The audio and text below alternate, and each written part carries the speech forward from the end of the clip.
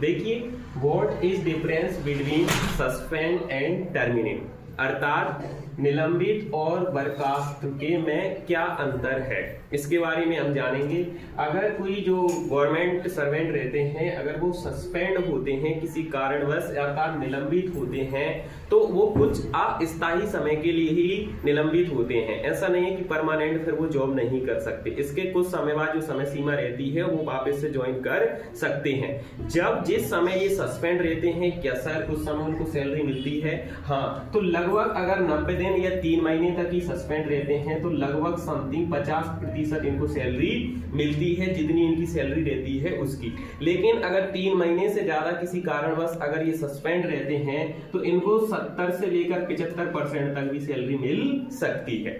लेकिन अगर कोई टर्मिनेट हुआ है अर्थात बर्खास्त कर दिया गया है किसी कारणवश, तो उसको ना तो सैलरी मिलती है और ना पुनः ही वो उस पद को प्राप्त कर सकता है ना, उस पद को वो प्राप्त नहीं कर पाएगा अगर टर्मिनेट हो गया है। तो हमने सुना है कई बार, हम जानते थे कि सस्पेंड कर दिया गया है यानी उसको नौकरी से हटा दिया गया है, अब उसको ज्वाइन नहीं करने को मिलेगी, लेकिन ऐसा नहीं है। सस्पेंड का मतलब है कि उसको कुछ समय के लिए, अस्थायी समय के लिए हटाया गया है। वो समय सीमा जैसे ही समाप्त होगी उसके तुरंत बाद में उसको वापस से ज्वाइन करने के लिए अवसर मिलता है, यानी उस पद को वो वापस प्राप्त कर सकते हैं। आई होप आप ये समझ पाए होंगे।